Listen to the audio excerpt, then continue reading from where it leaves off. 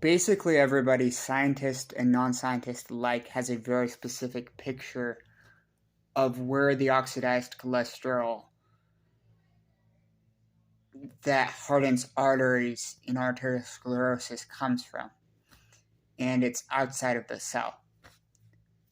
Recently, I decided to do some digging into whether or not it was proven that the main site of cholesterol oxidation was extracellular, and whether there's cholesterol oxidizing in the cell and then being pumped back out into the body.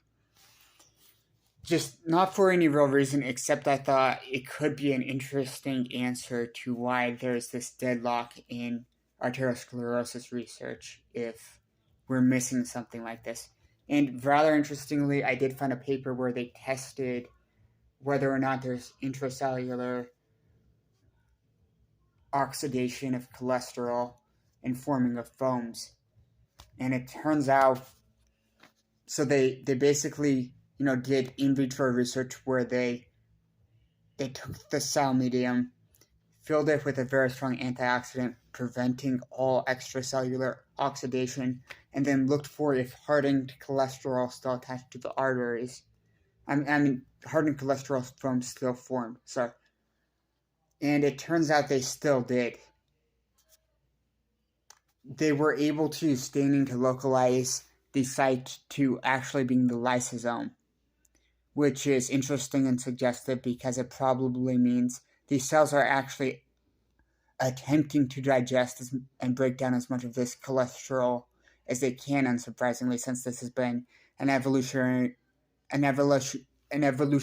nuisance for a long time.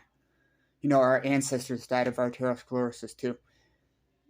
So it seems that the cells are actually already trying to break up the cholesterol, but then once they reach their limit, it gets pumped out back into the body. Unfortunately, this study doesn't give any indication of the percentage of oxidation that is from intracellular sources, how much of the foam is still there, and it is not very well cited. I think it has like 7 citations.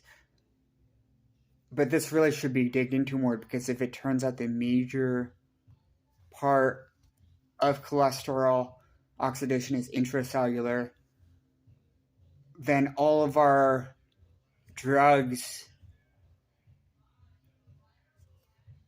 have been designed on an incorrect model. And it definitely hasn't at least been proven that's extracellular. And it would explain why it's so hard to design very selective statins.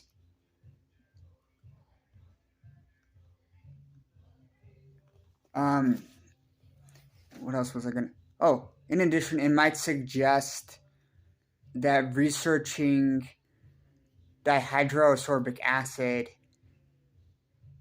IV is interesting for arteriosclerosis again, because there's obviously Paul had good logical reason to think vitamin C might help arteriosclerosis, even if he went nuts with it.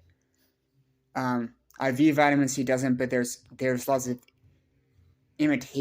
limitations in how IV vitamin C would enter